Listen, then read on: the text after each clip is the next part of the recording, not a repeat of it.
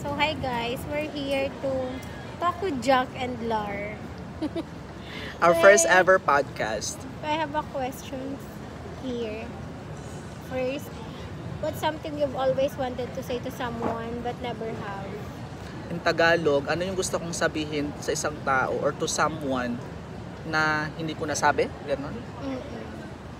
Hindi mo masabi. Hindi mo Na ko masabi.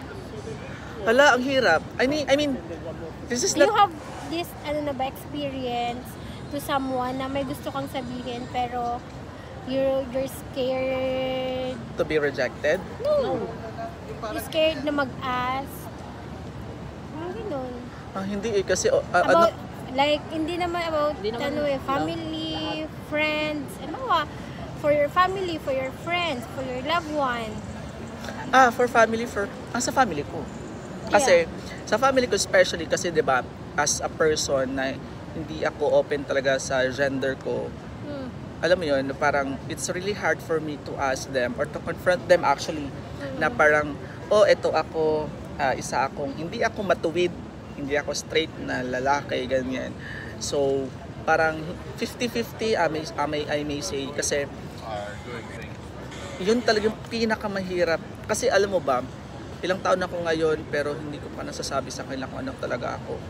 But I know for sure, alam ko sa sarili ko na alam nila na kung ano ako. Hindi lang nila ako mako-confront din, ma-ask. Hindi nila ako matatanong. Ganun. Ganun siya. So yun. Hindi ko masabi sa kanila. Yung pagiging open ko sa family ko, kung ano ako, yun yung hindi ko masabi. But I know, alam nila kung ano ko talaga ako. Pero yung confrontation, walang ganun. Walang confrontation na nangyayari ganun. Dead na lang. Dead man lang. Just, for everyday namin, interaction. Walang, ganito ka pala ba? Walang Hindi na ganun. pag-uusapan. Hindi siya napapag-uusapan. Pero tingin mo, alam naman na nila. Of course, alam nila kasi, Pero natatakot ka bang i-confirm actually, sa ano kanila? siya, natatakot, nahihiya, Hindi, hesitant. wait lang. Kung alam naman na nila, bakit ka pa mahihiyang sabihin mo sa kanila? Hindi kasi alam mo yung takot at hiya kasi, hindi mo kasi alam, sa akin kasi sobrang nahihirapan ako kasi hindi ko alam kung ano yung magiging reaction nila. Though alam ko na alam nila kung ano ako, pero yung confrontation kasi, iba kasi yung sasabihin mo sa kanila, eto ako ganito ganyan, sa alam na nila sa kung ano ako. Iba kasi yun. Iba yung feeling na ganun. Parang, kahit nga alam ko sa sarili ko na alam nila na ganito ako, wala pa nga rin akong conviction eh. Wala pa nga rin akong, kumbaga, paninindigan sa sarili ko eh, na kahit alam ko na alam nila na eto ako, hindi ko pa rin masasabi sana, hindi nga ako makapag-all out eh. Alam mo yung kung ano ako sa public, kung ano ko to my friends, sa inyo, hindi ako ganun sa kanila. I'm totally different talaga. Pero ngayon, di ba, yung sinabi mo nga na hindi ka all out. Ngayon, parang feeling mo ba parang malayo ka na sa sa Actually, yan, good question. Kasi parang I'm starting to, gusto ko na... Tawag din ba yun na parang na-overcome mo na yung... Oo, yun, tinatry ko na siyang ino-overcome. Tinatry ko na siyang ino-overcome. Kaya parang it's nice nga eh, pero kasi it's nice nga na we have this, kasi before, we don't really have that much time talaga to bond together. Like, we don't, katulad ng ginagawa ko ngayon, every 2 weeks of the month, twice a month ako pumunta sa kuya ko, and like, kakain kami, parang sinasabi lang family time. Ngayon lang yun nangyari. This year lang talaga. So, pero hindi ko pa rin masasabi na kasi nga, sabi ko nga, kung ano yung personality ko sa inyo, iba yung personality ko sa kanila. I'm so very timid talaga. I'm like, sobrang tahimik ko. If hindi ako tatanungin, hindi ako kausapin, hindi rin ako magsasalita. Especially about gender. Kasi we don't really talk about gender. Pag nag-uusap kami about family, alam mo pinag-uusapan always na kung ano yung hirap namin sa mga bata kami, kung paano namin nalampasan yung, alam mo yun, yung mga hard, big times, nga ganun. Yun lang naman yung namin na pag-uusapan. Pero when in terms of yung tungkol sa akin, hindi kami nag-uusap ng ganun. Yung, Personal, walang ganun. yung about naman sa sa love. 'Di ba before hindi ka din all out yung sa public, gano'n. Yeah, actually, Ngayon, it's really funny na hindi ko siya, it's funny, I mean, hindi siya funny, parang nakakahiya sa side ko, especially doon sa partner ko. so Kasi, explain mo muna yung before ka, diba? So nasa ano na tayo? before kasi, hindi ko talaga siya kayang i-public. Alam mo yung tipong makipag-date ako, like maglalakad kami ang layo ng distansya namin. Like ako nandito, ako nandyan siya. We don't hold hands talaga, hindi kami naghahawak ng kamay. Parang as if, naglalakad kami ng ganyan, hindi nagsasalita. Sobrang ano lang, clingy lang ako in private. Pero in public like this, in this hindi ako talaga mahawak. That was before, when I was in college talaga until until 2024. Yes, 2024 kasi nga ngayon lang naman akong taon na to talaga. Parang ang daming nangyari ngayong taon na nagbago na yung hindi ko ginagawa before, ginagawa ko na siya ngayon. Like nakipag-holding hands ako, nahawakan ko siya in public. Like hindi ako nahihiya. Like naging masaya pa nga ako eh. Kaya parang pag ginagawa ko yun, parang Ngayon, naging masaya ako. parang na-feel mo ba na nakalabas ka na sa... Comfort zone ko. Yes. Like actually, yes, parang nakalabas ako sa comfort zone ko kasi I was able to do the things na hindi ko nagagawa before. So kaya nga sa present ko ngayon nga, hindi nga niya expected na nung first meet namin talaga kasi nga I explained to him kasi before we met kasi parang sabi ko na sorry kung hindi kita kayang i-holding hands, hindi kita kayang dikitan kapag nakita na tayo. Pero you know what happened? When we meet talaga kasi First nangyari meet kasi yun, niyo. first meeting namin is sa sa Pride March. No, Yeah. Pride March. So nagkita kami dyan sa McDo, sa may Guadalupe. Alam mo ba yung ginawa ko sa kanya? Nilapitan ko siya, parang, dati kasi parang nahihiya ako. Ngayon hindi talaga. Nakaupo siya ng ganyan, niyakap ko siya ng ganyan. Kayo na nun. Actually, not officially. We're not official. We're not really official.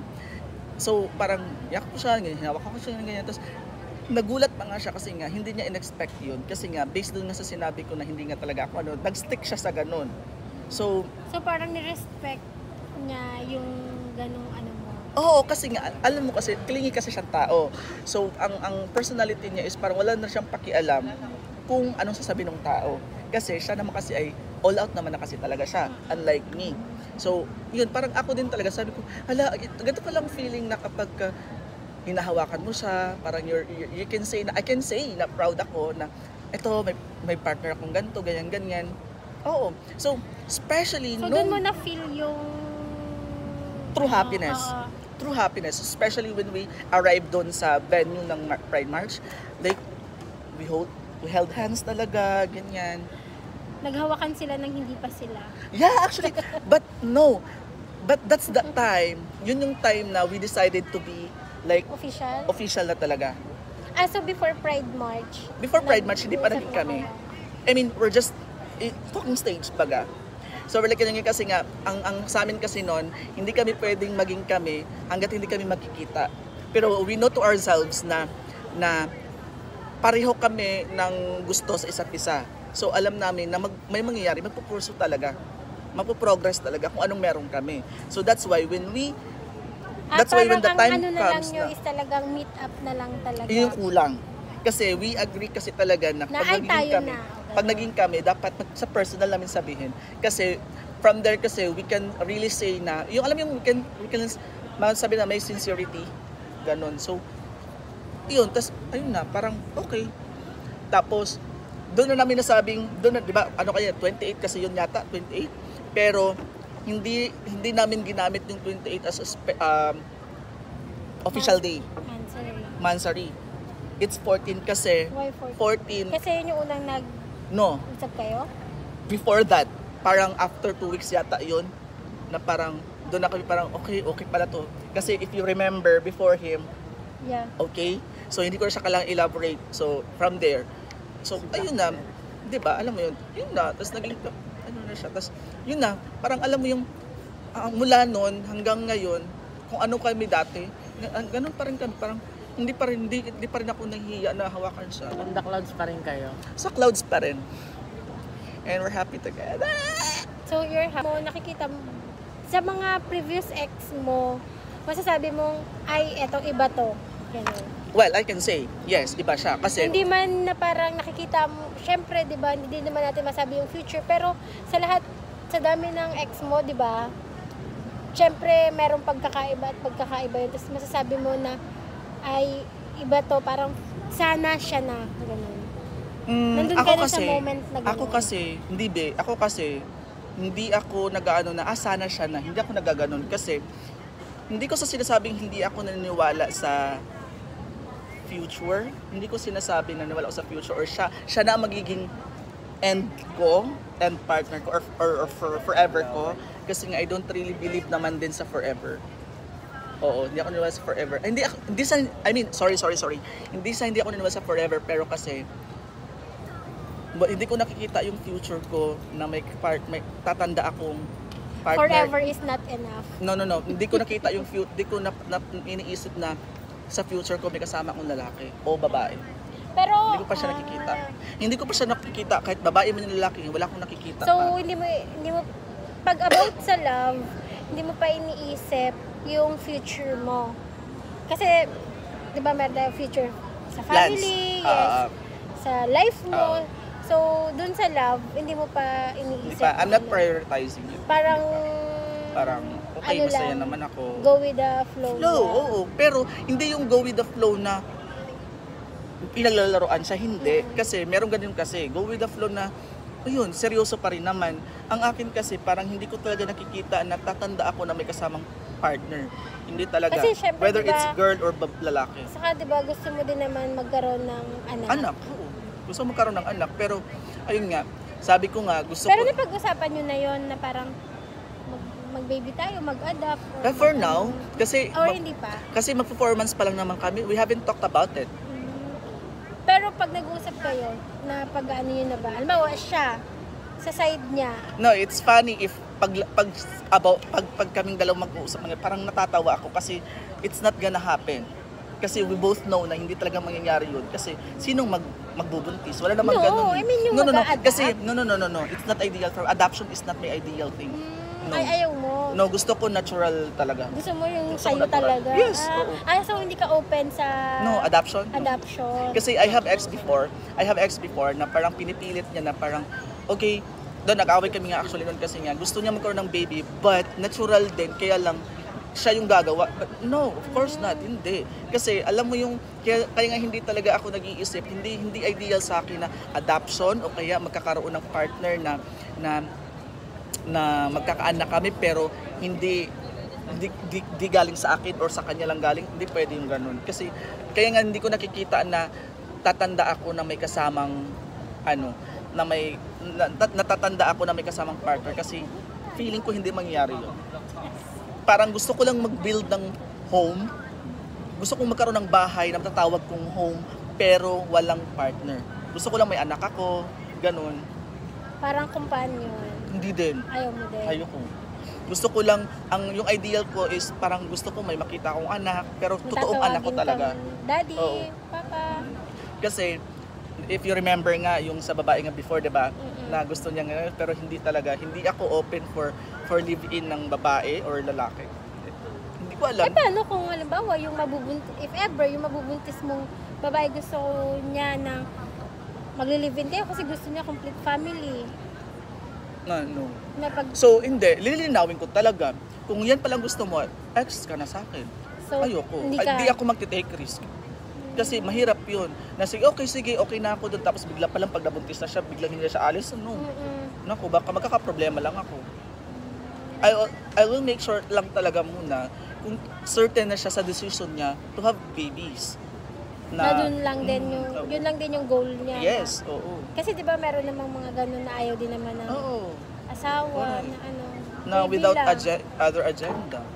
Para Or bang halimbawa, open ka sa hindi man kayo parang magsasama lang kayo sa bahay pero may kanya-kanya kayong parang co-parenting pero nasa isang kayo, nasa isang bahay. Actually, yes, yun yung sinabi ko dati na nandyan siya, oo, pero hindi mo ko Pwedeng pakialaman. hindi ka pwedeng magdesisyon. Saka- Hindi ka pwedeng mangialam.